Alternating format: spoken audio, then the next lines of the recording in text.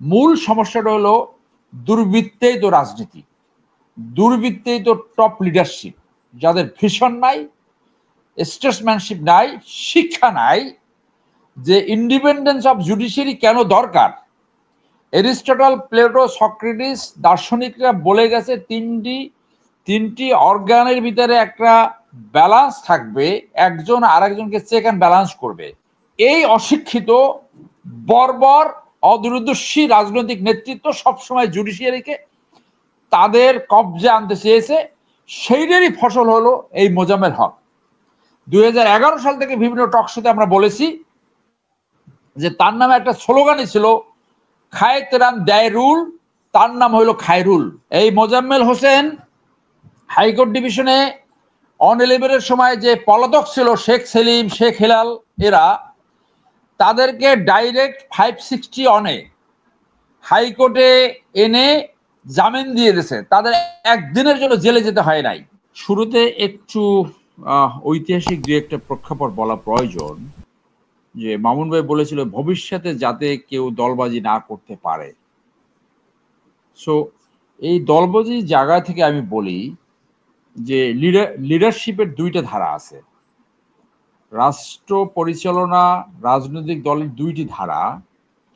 একটি ধারা হলো চাটুকার পরিবেষ্টিত, অদক্ষ, অযোগ্য, অদূরদৃষ্টি, তাদেরকে তার হেন্সম্যানরা বোঝাতে পারে আপনার ক্ষমতায় থাকতে হলে আমার ম্যান দরকার, জুডিশিয়ারি আপনার পদদমিত হতে থাকবে, অ্যাডমিনিস্ট্রেশন আপনার পদদমিত হতে থাকবে, আপনার সেনাবাহিনী, বিডিআর সব আপনার লোক লাগবে।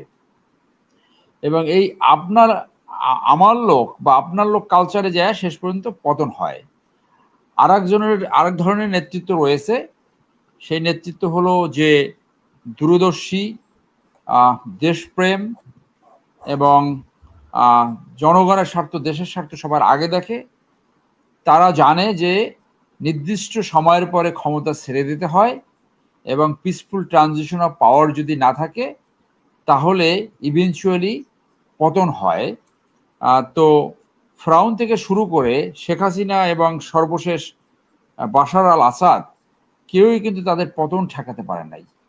দুর্ভাগ্য বাংলাদেশে এই একমাত্র প্রেসিডেন্ট জিয়া ব্যতীত, আমি যেখানে আলোচনা আসছে আমি তার ভিতর সেই স্টেটসম্যানশিপ এবং ব্রিংসম্যানশিপ, যে লিডারশিপের যে হাইয়েস্ট স্টেজ, সেইগুলো তার ভিতরে দেখা গেছে।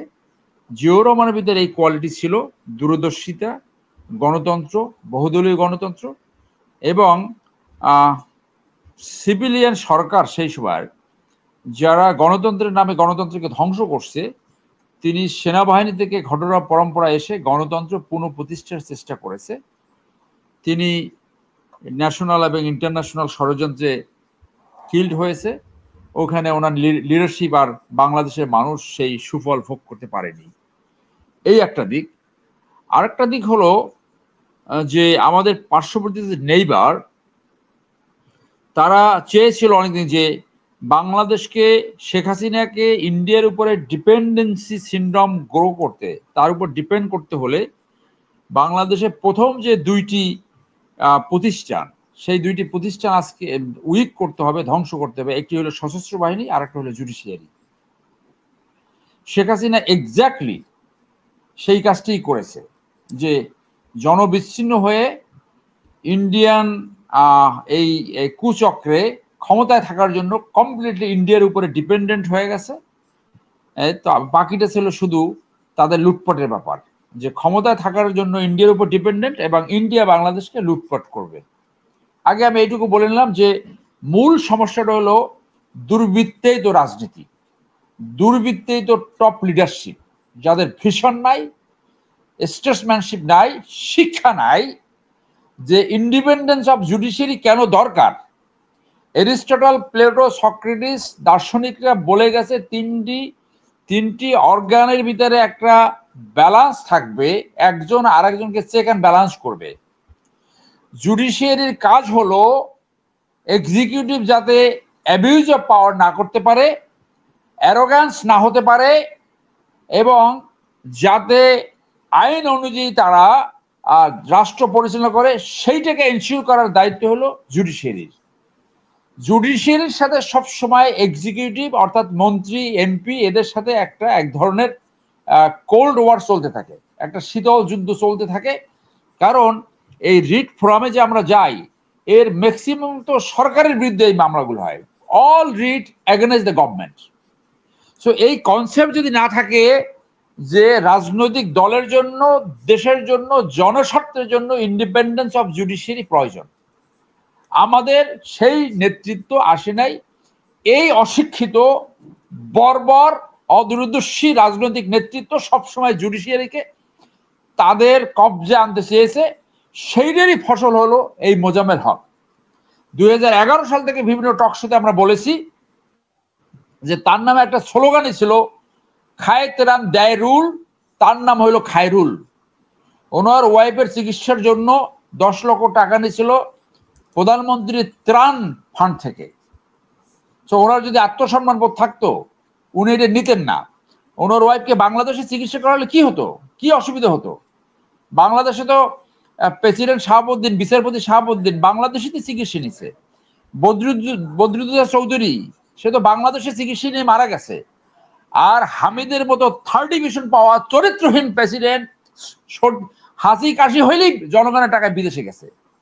তো সেই জায়গায় বলবো, আজকে এই গণ অভ্যুত্থানের one of the successful story হইল দুর্বৃত্তায়িত এই খায়রুল হককে গ্রেপ্তার করা। এটা বাংলাদেশে নতুন সূর্য উদিত হয়েছে। বিচার কি হবে সেটা আমরা পরে দেখব। আজকে ফ্যাসিজম সৃষ্টিটা ওখান থেকেই হয়েছে। 7 জন জাস্টিসের ভিতরে অ্যাপিলেট ডিভিশনে 3 জন কেয়ারটেকার গভর্নমেন্ট রাখার পক্ষে রায় দিয়েছিল, 3 জন বিপক্ষে। একটা ভোটে একজনার মেজরিটিতে সেটা বাতিল হয়।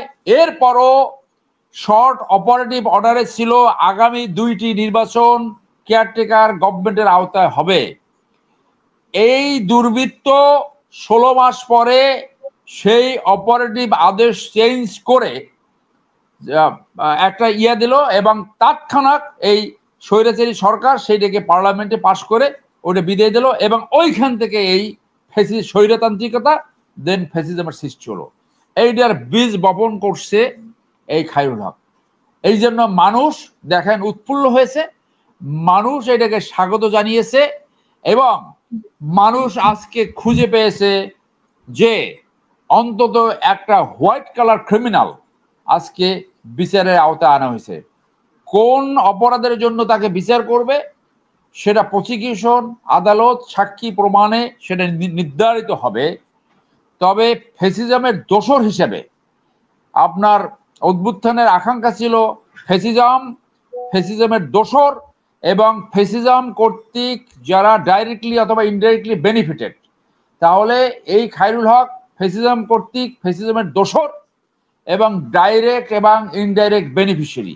ওইখানে দরকার ছিল একটা প্রোক্লেমেশন। যদি প্রোক্লেমেশন হতো তাহলে বিচার করা আরো সহজ হতো। এই প্রসঙ্গে আমি আপনার মাধ্যমে অন্তর্বর্তীকালীন সরকার সহ সংশ্লিষ্ট সকলকে আমি আবেদন জানাবো আরো 4 জন বিচারপতিকে গ্রেপ্তার করে তাদেরকে বিচারের সম্মুখীন করা। সেই একজন হইল মোজাম্মেল হক, সেও প্রধান বিচারপতি ছিল। এই মোজাম্মেল হোসেন এই মোজাম্মেল হোসেন হাইকোর্ট ডিভিশনে অন 11-এর সময় যে পলাতক ছিল শেখ সেলিম, শেখ হেলাল, এরা তাদেরকে ডাইরেক্ট 560 অনে হাইকোর্টে এনে জামিন দিয়ে দিয়েছে। তাদের একদিনের জন্য জেলে যেতে হয় নাই। এইরকম 3-4 জন আমার জানা মতে শেখ সেলিম, শেখ হেলাল এবং মহিউদ্দিন খান আলমগীর, এদেরকে 560 অন সিআরপিসির এই ফোরাম ব্যবহার করে তাদেরকে জামিন দিয়েছে এবং ওই মামলা কোয়াশ করেছে।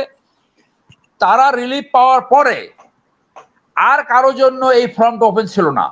তখন বলা হলো ওটা জায়গা গেছে, এখন আর নতুন করে এটা করা হবে না।